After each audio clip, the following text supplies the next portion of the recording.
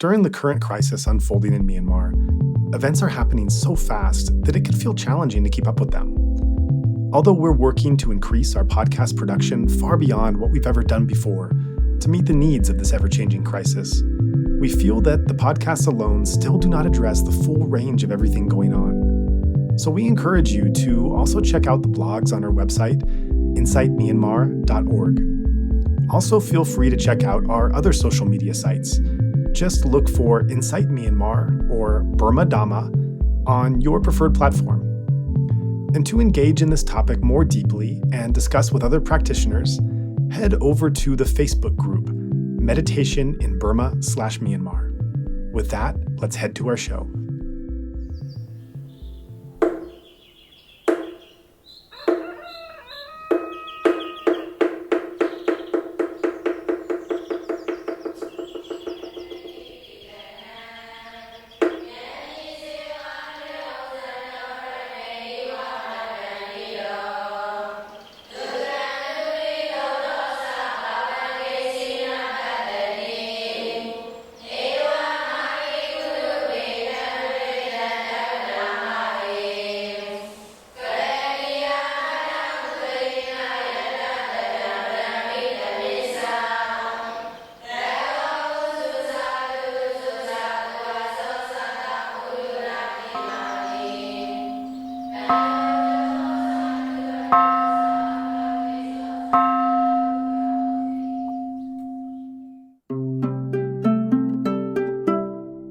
I'm here talking to Daniel Mayer. It's been about a year since our last conversation, and things have really changed since then. It was a year ago when he came over to my place in Yangon, and we sat around face to face, having a nice conversation and chat, having a good Burmese meal after, as that conversation ended, and we referenced that was where we were off to. And now we're living in a very different world. I'm on one side of it in the US, Daniel's in South America, and we're really happy to have him back to talk about some of the things that have happened this past year from a Dhamma perspective. So Daniel, thank you so much again for joining us at Insight Myanmar Podcast. Thank you, Joe. It was my pleasure to hear you again after almost a year.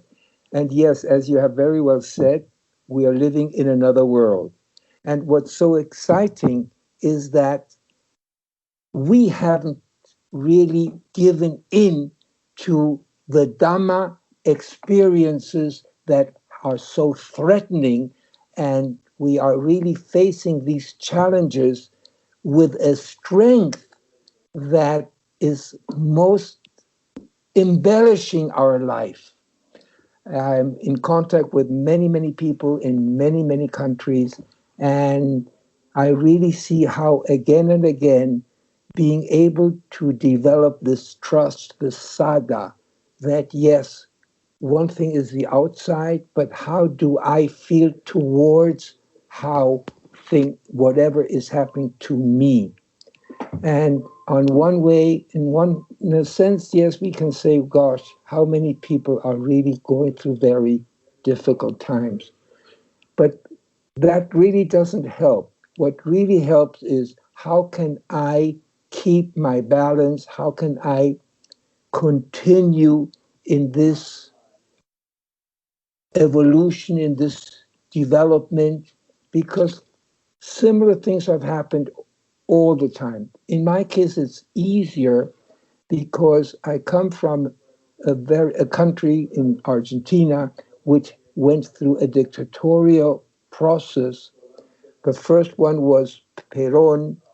I was very young. I was born 1940, and he was ousted in 55. But I knew that I would never want to live anywhere where there are dictatorships. And when so many years later he returned from Spain, the first thing I decided was to leave. So yes, in a certain way, one has certain choices, others don't. Yeah, that's right. And, I remember in our interview when we were speaking about your biography, a year ago, we got to a point where you said that you loved freedom more than anything else in life, more than money, more than position, more than status. And so you left your country because you couldn't accept living without this freedom. And, to be honest, from my position, when I heard you say that, I thought, oh, this is really quite a nice, romantic, kind of courageous thing to say. And it's nice for me to hear, and it was inspiring. But I think where I'm sitting now, my view on the power of those words has changed dramatically. Even though I'm not Burmese and I'm not in Myanmar at the time, I'm so connected to the country, and I have so many friends that are. And we're witnessing now this tremendous cry of millions of people as the crack of freedom, the crack of light is still just barely remaining, that they want to keep it. They're announcing to the world in every way they can that they want to keep this freedom and basic right. I've never lived through or experienced something like this.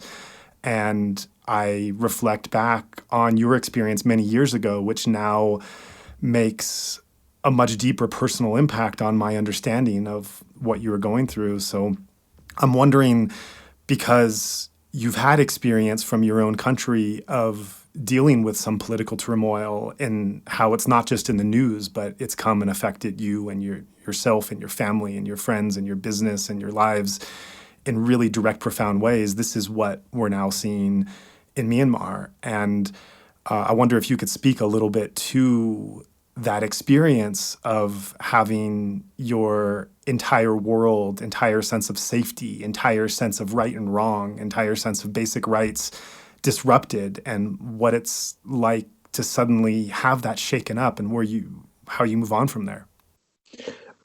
Thank you. Thank you. Yes, I agree with you. And I also must say that it was not only courage from my part, but it was also the respect to life, which unfortunately, and somehow maybe my disengagement to Argentina is such. The things that some powerful, ignorant, in my opinion, people with the possibility to deny and to ignore others and just allow their instinct to move ahead is really bewildering, and is really a question that how can we as human beings accept. When I'm in a bus, I look at another person and I question myself, is he human or inhuman? And I've been to Rwanda, where I've been able to conduct and organize free courses in the last 7 years or 5 years or so.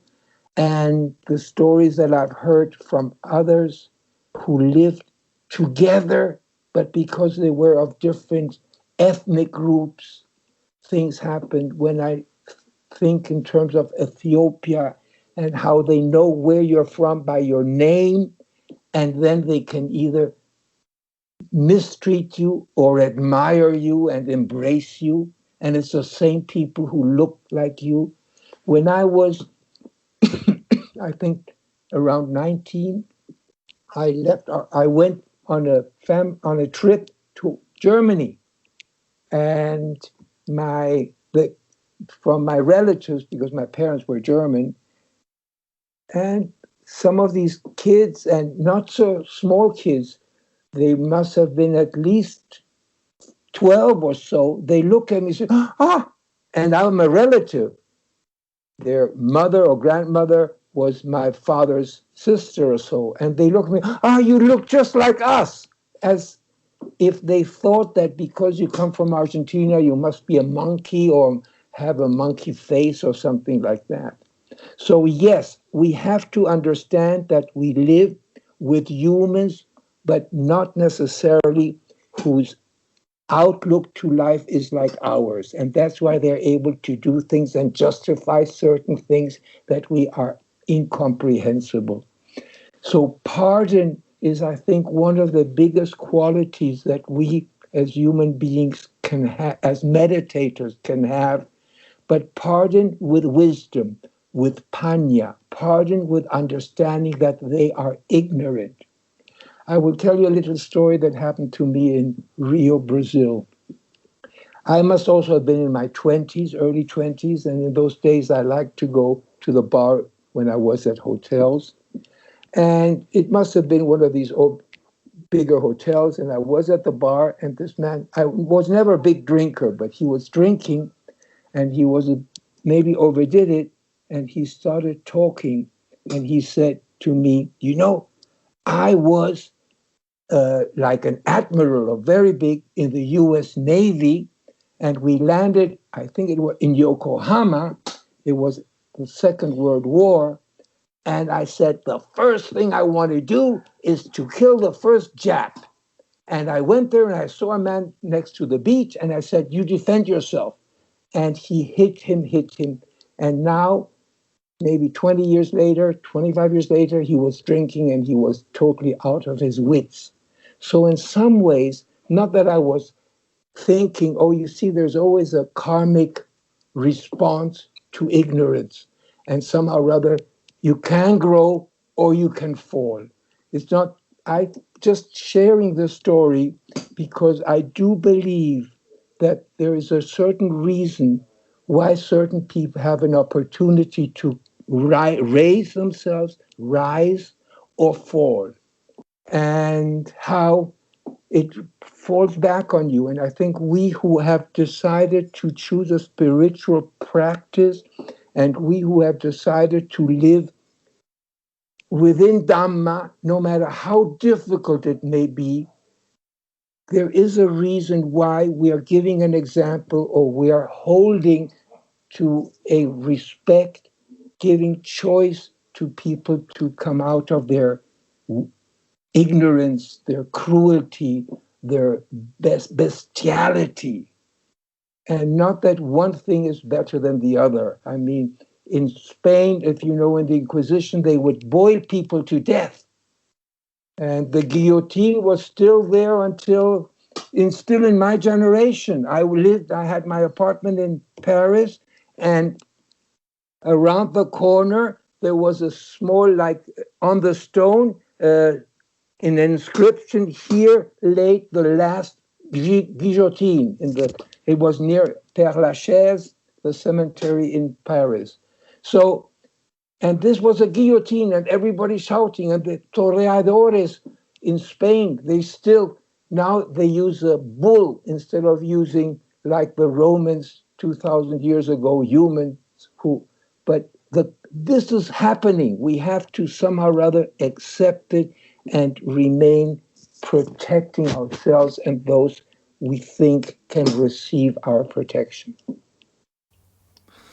Right. And I want to get into that a little bit from a practitioner's point of view in how a meditator, a spiritual practitioner at this moment should live in this time. And there's these two extremes that I'm seeing, and I want to describe the extremes briefly now so we understand the dynamics we're referring to, and then take a moment to look at both separately. And this is something that I'm especially eager and curious to talk to you about because you've been not just a Dhamma practitioner, you've been a Dhamma teacher for many years. You've worked in in places that have had extreme background of trauma across South America and Africa. And so you have worked with students who are trying on a spiritual path who have faced these traumas themselves on different sides of it. So these two extremes that I'm referring to, one side of the extreme is, as a Dhamma practitioner, being so overwhelmed and drowning in the emotions that there's little room for the practice. There's just this sorrow and anger and hopelessness and despair, and it's hard to find a place for the practice to fit in there.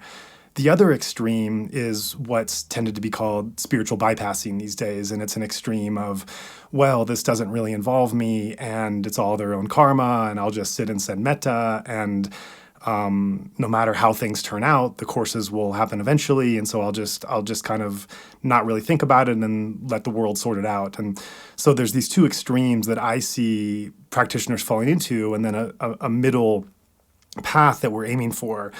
I want to talk about the first of those extremes first, to talk about them each independently, and to get your thoughts as a teacher and as someone who's worked in these difficult places for people that are finding themselves in one of these two camps. In the first camp, I would definitely claim that I am in that camp.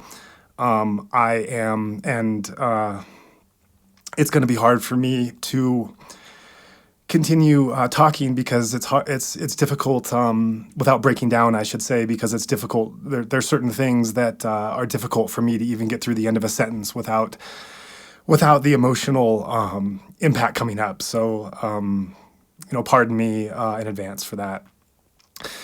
But I am a practitioner who is overwhelmed with sorrow and anger and despair, and am going through a roller coaster with this.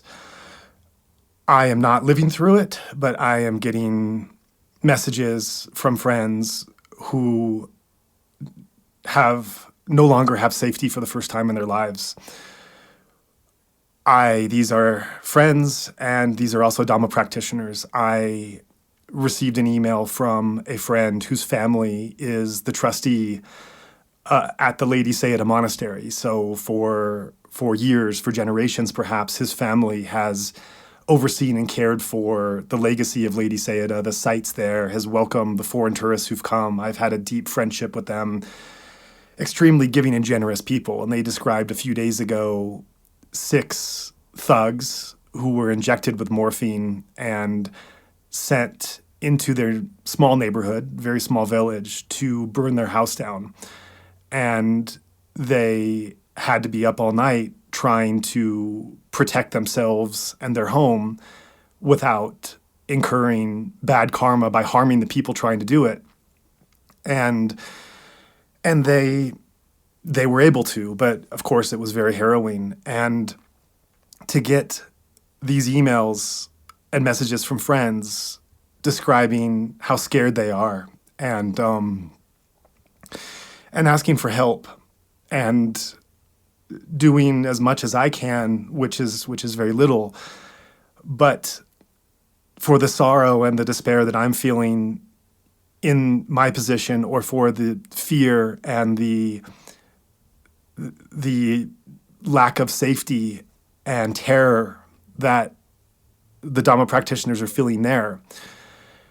This is the one extreme of being kind of overwhelmed by these events. And I know my history. I've said before in recent interviews, my family comes from a Jewish background. Our European side of the family was wiped out during the Holocaust. So I know these things happen. I'm not naive, but living through them is a different kind of pain and trauma. And for those of us practitioners that are either over here feeling that trauma, or are actually facing the terror of their lives being at risk daily over there, how do we bring the practice back? How do we re-engage with the value of that practice when we're going through these emotional roller coasters every day? Well, what you say is absolutely true. And I think in some cases it can take a whole lifetime. But don't think that you are an exception. And don't think that what is happening now in a certain part of the world is any different to what's happening and happened in other parts of the world. And I can tell you stories, but that will not help. What does help is the fact that because of anicca, because everything changes, the commitments that we have also change. The attachments that we have also change.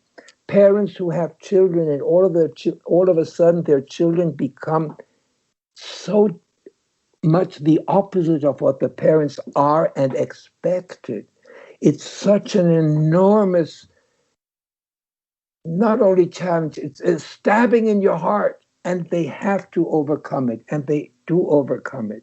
I know how shocked I was when the mother of there was Rabin, I think was his name. He was like a prime minister in Israel, and they caught the man who shot him, and the mother officially said, he's no longer my son. And I was shocked. Not that I am for or against shooting the prime minister or shooting anybody, not at all. But how can a mother disengage herself from being from engages her from her son? It's impossible. It doesn't exist. And unfortunately, these things keep repeating themselves. So in some ways, I trust that your despair, which is more than human, and it shows how identified you are with us all, how you are a part, and that's why we embraced you. How is that overwhelming you? But it has to be lived through. And I'm sure that in some ways or another, you will come out of it, like we all came out of it. I can tell you thousands of stories that I've heard, like in the Spanish War, that my very dearest friends, she was an anarchist and she was in jail and she didn't have enough food to breastfeed her newborn baby, and her newborn baby died in her arms of starvation. And how can you overcome those terrible things? But you do overcome them. You have to. It's your responsibility as a human being. And I once conducted a 10-day vipassana course in Germany. And there was a very frail lady, and she came to me in interview time, and she said to me, I am Burmese, and I was very mistreated. And this must have been in the 90s. It was in the 90s, before the 20th century. And she came to me and she said, I'm Burmese, and I was very mistreated. And my only concern was not to develop negativity towards those who were while I was arrested, imprisoned, those who were mistreating me. So I'm sure that in spite of there being many friends and relatives who and yes, are threatened, there are others who are beyond the threat period and who are already in prison or in danger or this or that. And their Dhamma comes up, like when in the dying processes, all of a sudden there's an enormous silence, an enormous peace. And all of a sudden their Dhamma is coming up. And they may also think, may they not be punished by their deeds. They're ignorant people. Right. Thank you. And I want to look at that other side of the extreme as well. There's also this way that I've heard from practitioners that is more removed and that takes the form of something like, well, I'll just send metta and this is their own karma and it's their own paramis and we have to accept this, or some other form that's like, well, Buddhism's going to survive, Dhamma's going to survive in Myanmar in some form. Rulers are just rulers. These are worldly things. And it's, we go through these kind of chaotic issues and we're going to come out the other end. In one form or another, it takes a kind of coldness and a lack of engagement that the only job of a meditator really is just to sit on a cushion and accept reality and send metta and be in touch with what is, and there's nothing more that could be done. What is your feeling about that kind of attitude? Well, as a meditator, I totally disagree with this disengagement. You send metta, but it's like a radio station. They send a certain frequency, and you have to tune into that frequency. To send metta to people whose frequency is so opposite, it's useless. No, you have to send metta to yourself and to your own people because they can respect it, they can accept it. But what I do feel that metta should not be an excuse, and you should also understand that yes, karma is an opportunity to overcome certain challenges. And you can become more holy and dissolve that tendency to do wrong. But there's Dhamma and Adhamma. So to say it doesn't affect me just because I am not there or I'm not part of it or I don't agree, that is not really understanding what is our role as meditators. Right. So, what would you describe a proper kind of engagement on the part of a meditator? And I don't mean to ask this in a way like it's a blanket statement where we're dictating, well, someone should do this or they should do that, because it depends so much on someone's circumstances and their position and everything else. But speaking more generally, what words of advice would you give for a meditator who had a very formal and serious practice on the cushion and was aware of this issue and just holding in their mind what type of engagement is appropriate? Is it enough to just sit on a cushion and send metta, or is there something actually active that they should be doing to be involved? And how do you go about making that decision? I think it's a very personal question. So, on a personal level, I think you have touched two extremes. Either totally not involving, not getting involved, as if I had nothing to do, as if I were not part of being human.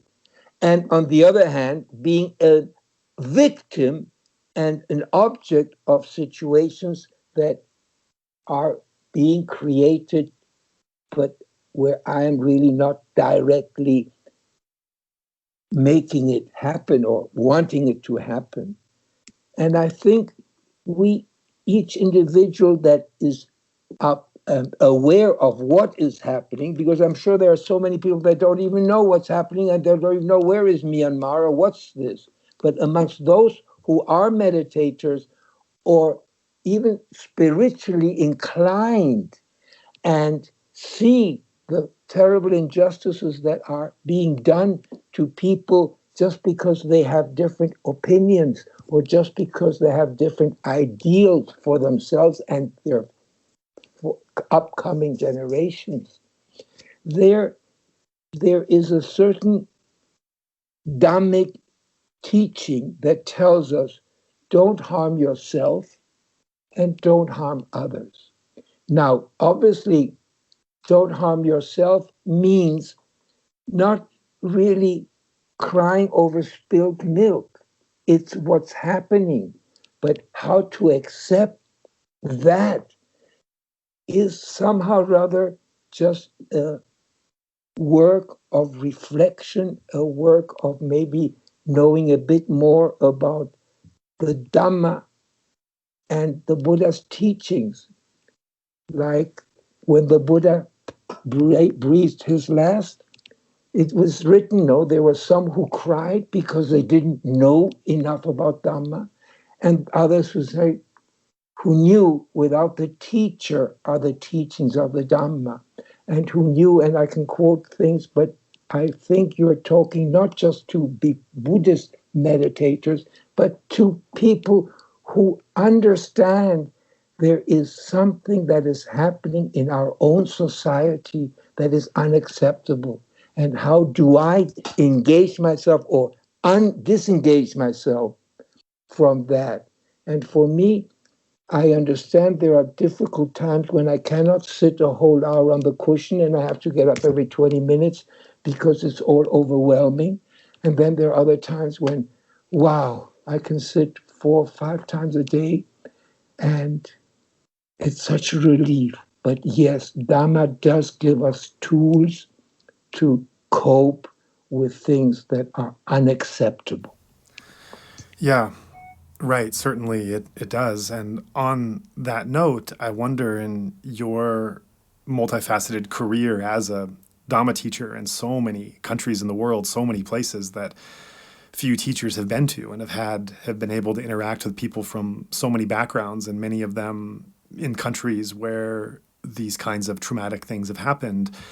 I'm sure, in addition to the example you gave, like of the Burmese woman in Germany who was on the course and had suffered in Myanmar many years ago, you've also encountered many people who have suffered because of instability and lack of safety in their own countries, and yet are trying to take an intensive meditation course and facing that trauma. And so I'm curious, what kinds of issues have they come with when they've been on the course, and how have you helped them through the teachings to be able to find some stability or strength in such difficult times? I think the role of a teacher is much more limited than you really want to put it. I can tell you of parents who have suffered so much, and some parents have not been able to overcome the suffering that their children have created or that the countries have created. I know of one man, his son disappeared, and he wanted to see the dead body, and the police, the military would not release it, but because of a very high influence and lots of money, I'm sure, as well, he was able to see the dead body of his son. And he is really the president of a very, very important company in Argentina.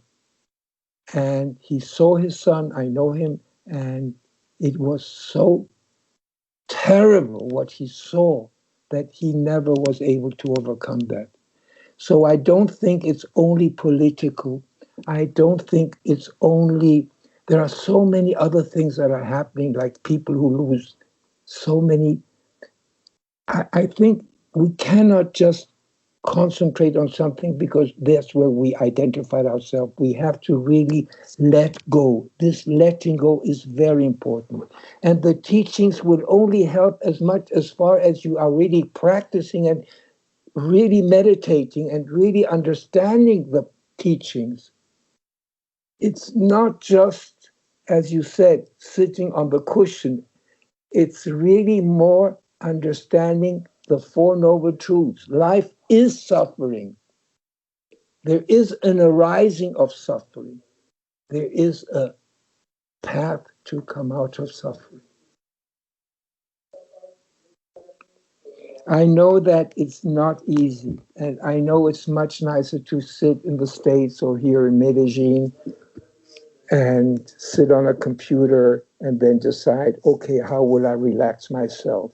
As opposed to sitting where the bombs are and the people are shrieking and there are wounds all over the place.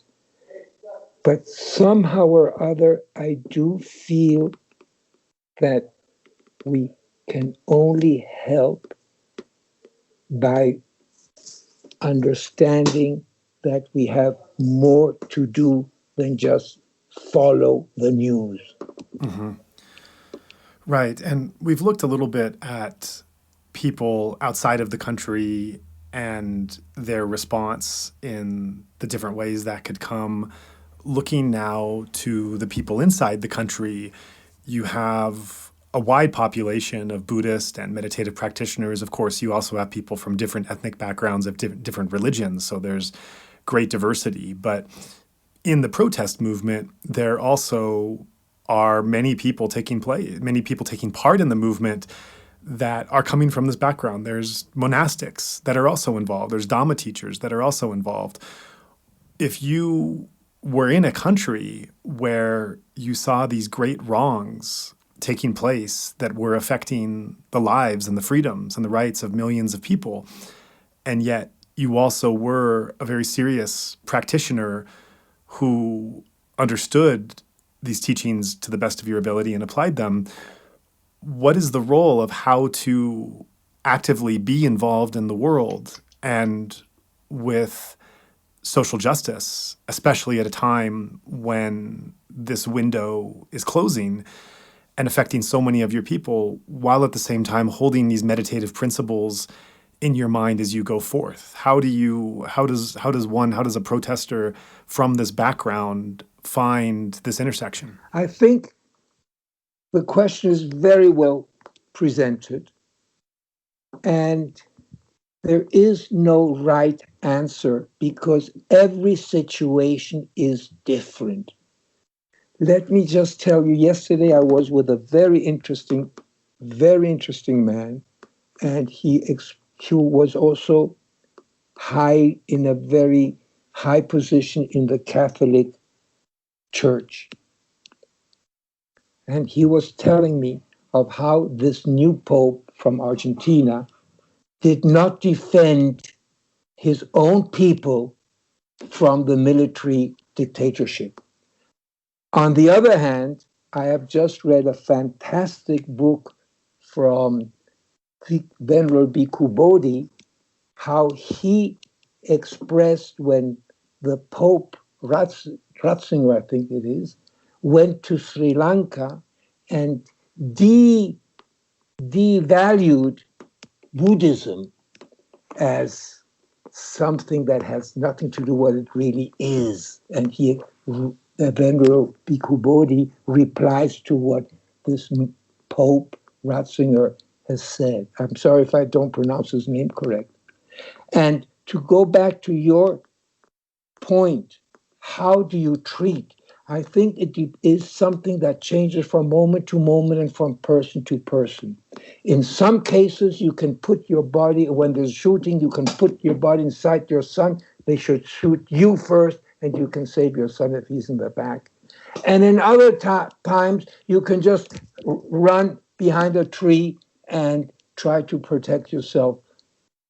So there is really no one answer. There is a middle path, and there is a situation which, when it happens, you act upon it. And when it's over, which it will be over, then all of a sudden, that's where you stand, either under in this loka or in that loka. And it is something that we unfortunately have to live with and not make the best of it, but see how we can fit with what we understand, with what we know, and with what we can give. Like I was in India until a few months ago, and there are poor people who didn't have anything because of this COVID thing would go to the railway station in Igatpuri, and people would walk to the railway station to give them money, to give them food.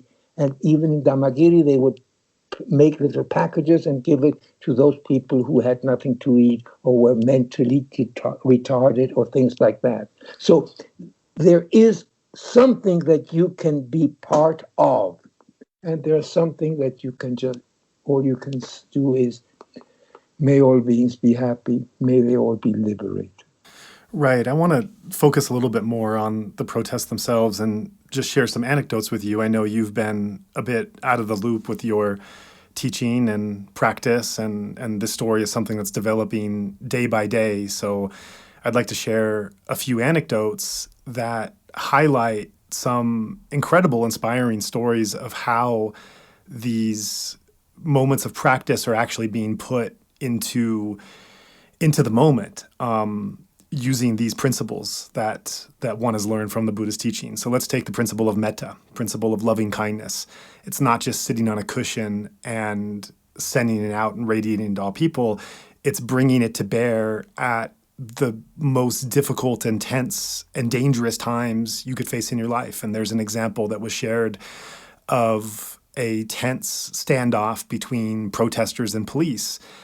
And someone on the protest side took the bullhorn and offered water to all of the police officers. Said, it's a hot day, drink some water, let's take some time to cool off. And with this act of metta, with the way it was described to me, with this real metta of how the water was presented and given, it kind of suffused over the whole situation. Everyone just kind of relaxed, and the tension went away in that moment from that metta. Another principle we can look at is dana. giving, generosity. And the giving and generosity has been through the roof this month. It's been like nothing I've ever seen anywhere. You know, there have been people have given food there for the protest taking place. There have been different segments that have made sure that everyone is fed, that people have a place to rest during the protest if they want, and set up kind of rest corners. That there's drinks, that there's medical attention, there's people who go and pick trash up after the protests. So there's this, I can give more examples, but there's this tremendous effort of giving dana and generosity, not just to the people, the fellow protesters, but also to the people on the other side of the lines. Another example, I guess this would fall more in the metta category. I saw this extraordinary video of these protesters on the other lines of police just saying in the most gentle way possible, you know, we're the same. You have a mother, I have a mother. You might have kids, I have kids. We're from the same country. We're the same blood. We worry about each other. We're coming from the same place. We don't want to harm each other. I don't want to harm you. You don't want to harm me. Why don't we just see this? Why don't we calm down and see what we have in common, see each other as people?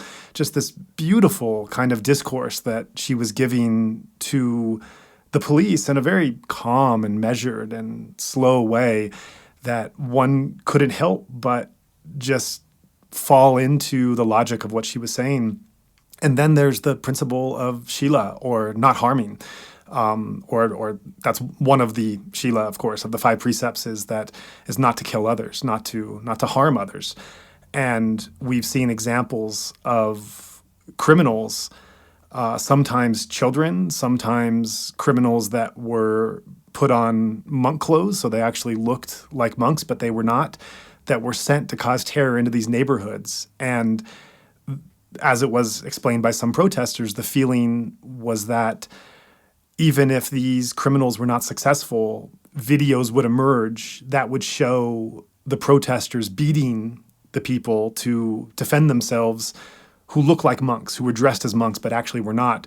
So this was actually a tactic to kind of trap them into spreading these images and then lessening the support for the protesters. But this didn't happen because the protesters that we've spoken to and that we've seen, by and large, are thoroughly committed, not just to nonviolence, but to non-harm. They captured the criminals that were trying to do their community harm. Even with no training, these are just civilians. They detained them, and then they gave them food and a place to rest. And so it's this extraordinary moment of seeing these meditative and Buddhist principles put to action. It's almost like many of these people have been cultivating their minds for many, many years towards this inclination and towards this direction. And this is the moment, and the most dangerous and terrifying moment of their lives that rests on everything, is the moment when these principles are actually coming out into play and actually being manifested. And to me, I hear these stories, and how can one not be reminded of the nonviolent movements of Martin Luther King and civil rights, or Gandhi in India? But of course, this one is so influenced by some of these principles that are expounded upon by the Buddha. Of course, not everyone. There's people from other religions there.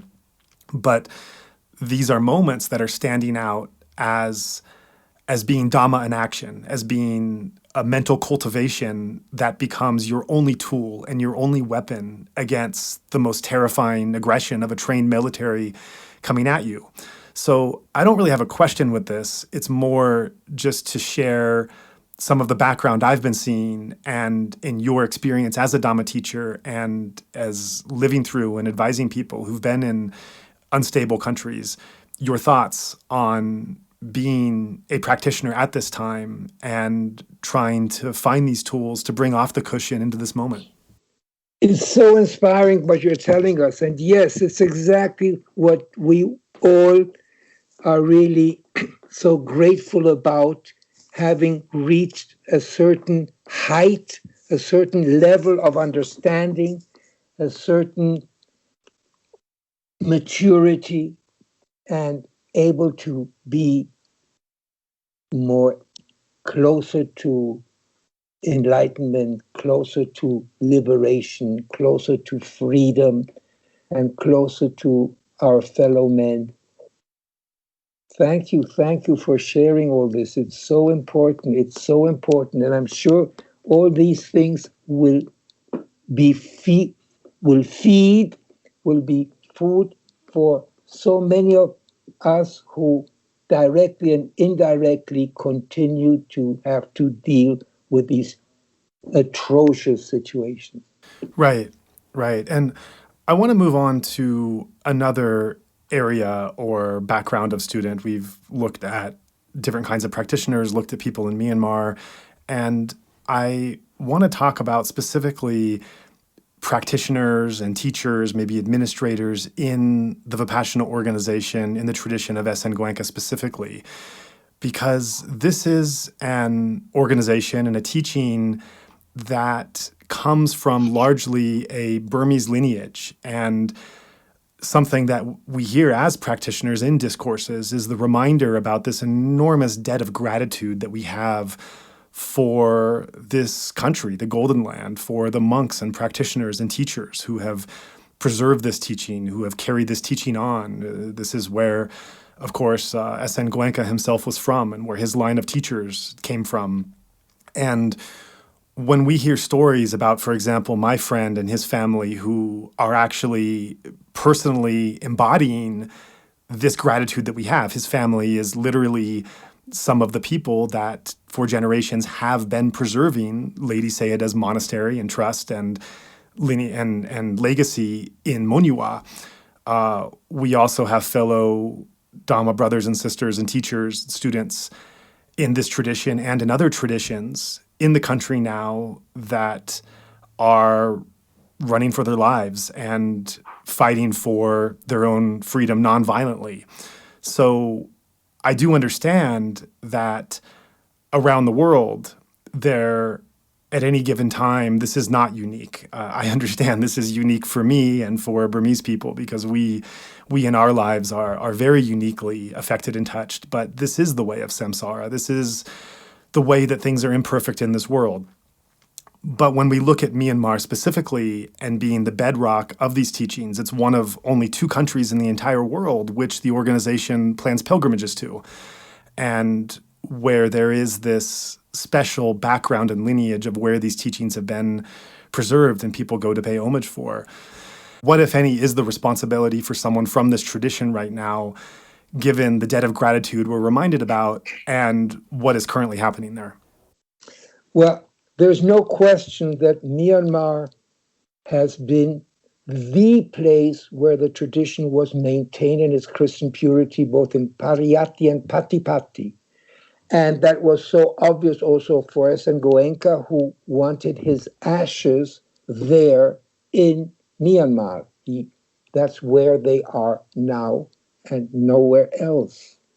They were spread in other places maybe on the way, but that's where it really ended and was meant to be. I personally don't know with these elder generations who are already like me 80 or in their 80s, I've just passed my 80th birthday, how identified we as dhammikos with one or another situation. What I do know for myself is that I see what's happening in Myanmar like one of these things that have happened in so many of these dictatorial, powerful individuals who hold to power. And it's not just military, it's also social. I mean, like, it's really something that you just look beyond.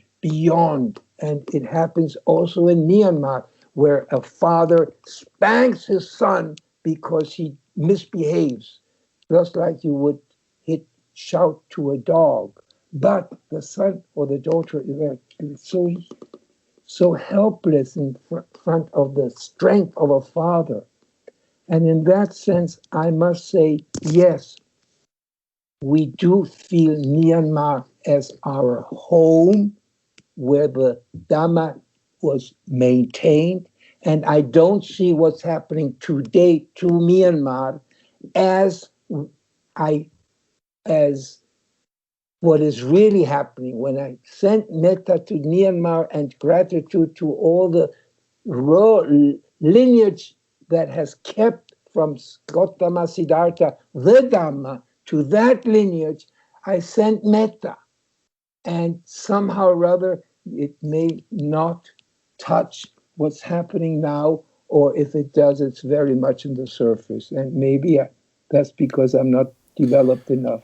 Right. And as we see this play out, it's not just a worldly struggle. It is, depending on how this goes, is going to have a direct impact on the Sangha itself, on the types of monks that are promoted and encouraged, and the types of monks, as well as the types of teachings and sermons that are promoted and that are suppressed, and even worse. And so, no, I'm interrupting you. I'm interrupting you because, thank you, I disagree. I disagree in the sense that the Dhamma has already started and has already been spread around the world.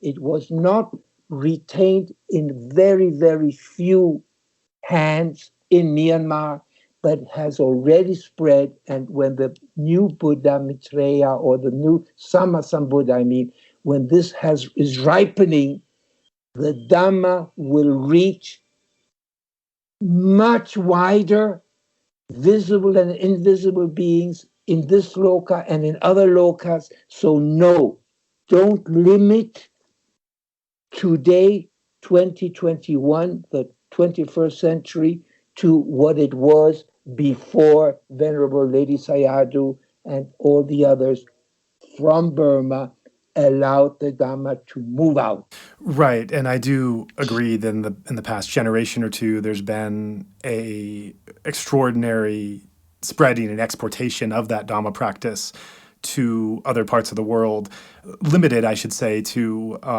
just a few select teachers and traditions. And that is where, in Myanmar today, we find this plethora and diversity and depth of practice like we don't anywhere else, and of skilled teachers. And some of those teachers with certain kinds of progressive leanings and certain ways to expound the Dhamma have already been arrested and are already in prison. Some of those, their safety is jeopardized. Some teachers that have much more reactionary and narrow versions of their Dhamma practice, if you would even call it Dhamma, have been released from prison from the recent military. And so already we're seeing that there is, within Myanmar itself, the opportunities for what type of study and practice is being limited and preferenced. And if it goes on into the future, you can see whatever types of meditation centers or teachings or monks or whatnot, that preferential treatment continues. And yes, it's correct that some teachings have spread, and that these kind of new seeds have been planted in different parts of the world that have their own meditative community and centers and everything else. But this source and this depth of people who come to the source to want to ordain, or to want to study, or to want to go to dedicate their lives in ways they can't in their home community, this is something that these worldly events are threatening to cut off in some way. And so, as meditators, I would argue this is something that is affecting us in our spiritual practice, and the depth of where the spiritual practice could go at this moment as we're seeing it play out. And I guess my question is, with an organization that is so indebted to where its lineage has come from, does it have any kind of ethical responsibility at any level of management or teaching to have some kind of statement, to stand with the protesters who are defending their freedom, or to stand against them being killed, and to make a statement that they do not want them to be killed, or to collect donation to support them with dana, with food, or with other materials in this difficult time as everything shutting down, especially those people that are overlooking the sanctity of some of the sites within this very lineage or within these centers.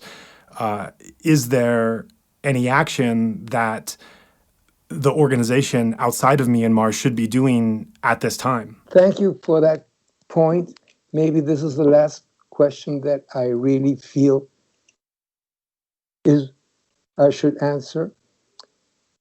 I know that when the ruins in Afghanistan were bombed and the caves and everything, I was shocked.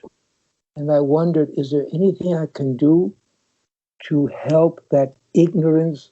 Because it has nothing to do with Muslim teachings that they should put bombs in those sacred places where I'm sure there must have been also many devas and many ancient, very spiritual forces.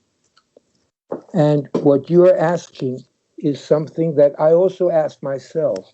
To what extent can organizations, not just the United Nations, but not just maybe individual organizations that are standing on a base of Dhamma that came from Myanmar, to what extent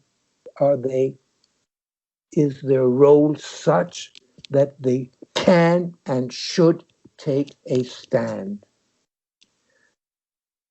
It is something very personal. I really don't have an answer as far as part of an organization because I'm not in the organization of vipassana, as I'm just a meditator who, for incredibly fortunate reasons, they call it karma. I don't know what to call it, but I was able to go to Guruji Goenka and hear his voice and immediately feel, I think this is where my father sent me.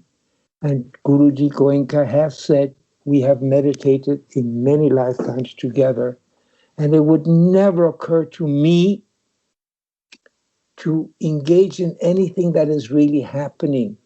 So as far as I am concerned, the Vipassana organization, whether it's this one or that one, we are all children of Gautama the Buddha, and we are all Dhammikos, and I don't think the organization itself exists.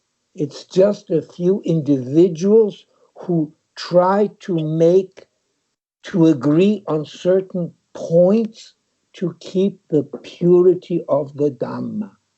And some go off out of their logic and they say, no, we have to keep the words of the Dhamma as we heard it from this or that teacher. And others say, no, we have to practice, and from our practice, we can understand the Dhamma, and that's what we want to maintain. So I really don't believe in organizations, but I do believe that I know from before that when there were disasters, even in India, the organization accepted donations from different students in different countries and sent it to that place to help those individuals or to help that region. So I wouldn't be surprised at all that different Vipassana organizations, which there are many, make collections, and whenever the time is ready for us to send it, just like they sent it to Sri Lanka when there was this terrible tsunami, that they will also send it to Myanmar. That will not be a big relief from the terrible things that people are going through now, and it may only arrive after this fire, the ashes have somehow or other descended. Thank you very much. I'm very sorry if this is not exactly what you were asking, but that's as close as I can get, my I friend. appreciate any response. I really am honored that you take the time at all to come on here at such a difficult, painful time for many of us.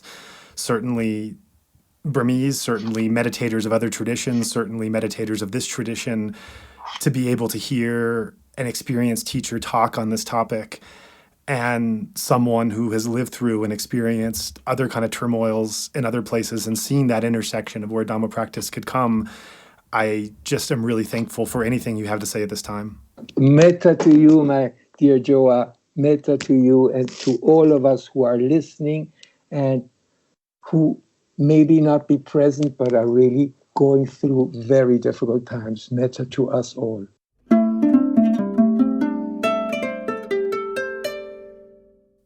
As a small, mostly volunteer team, the production time for a single episode of Insight Myanmar podcast can sometimes be as long as 4 months from start to finish. More recently, we've tried to increase the speed of this process for special episodes, but the fastest we've been able to manage has been around 3 weeks. During this current crisis, however, where even a single day can be so urgent, we simply don't have the luxury of waiting so long. We've worked around the clock to shorten this time frame, and some episodes have managed a turnaround of just 36 hours. Similarly, while our previous goal was to produce a podcast once every 10 days, we are now trying to put out episodes as soon as they finish, knowing how valuable it is to get these ideas out there at this critical time. However, we cannot accomplish this increase without your support. If you have found value in today's episode and think that others may also benefit from this type of content at this time, please consider making a donation so that we can continue our mission. If you would like to join in our mission to share the Dhamma from the Golden Land more widely, we welcome your contribution in any form, currency, or transfer method. Every cent goes immediately and directly to sustaining the programming. You can give right on our website via credit card by going to insightmyanmar.org/donation or through PayPal by going to paypal.me/insightmyanmar. We also take donation through Patreon, Venmo, GoFundMe, and Cash App. In all cases, simply search Insight Myanmar on each platform and you'll find our account. Alternatively, you can also visit our website for specific links to any of these respective accounts, or feel free to email us at info@insightmyanmar.org. In all cases, that's Insight Myanmar, one word, spelled INSIGHTMYANMAR. If you would like to give in another way, please contact us. Thank you for your kind consideration.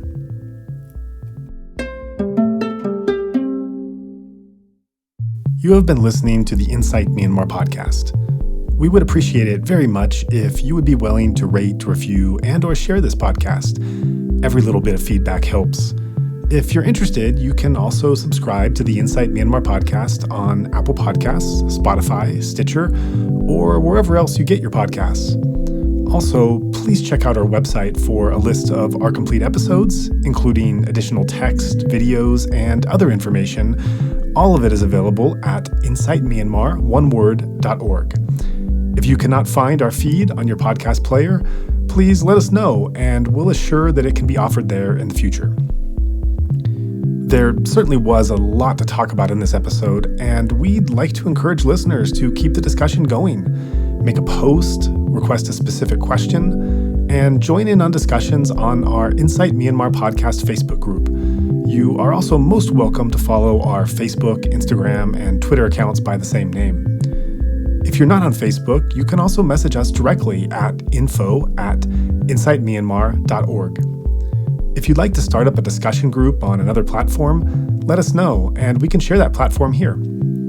Finally, we're open to suggestions about guests or topics for future episodes, so if you have someone or something in mind, please do be in touch. We would like to take this time to thank everyone who made this podcast possible. Currently, our team consists of 2 sound engineers, Martin Combs and Tharng A.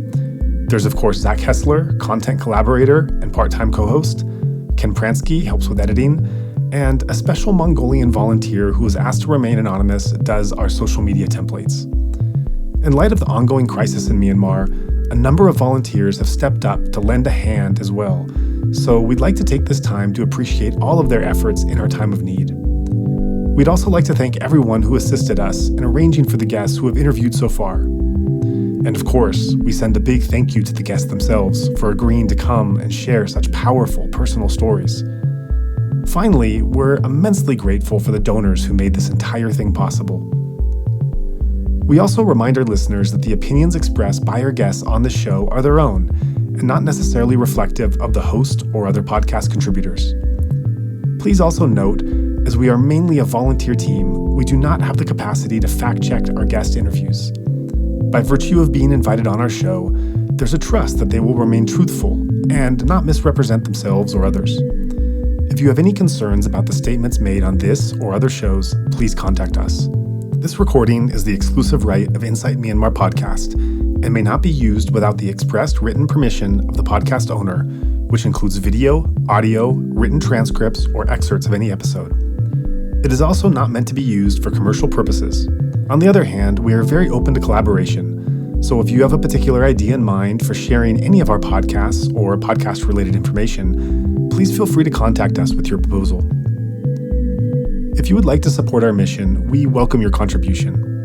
You may give by searching Insight Myanmar on PayPal, Venmo, Cash App, GoFundMe, and Patreon, as well as via credit card on our page at insightmyanmar.org/donation. And with that, we're off to work on the next show, so see you next episode.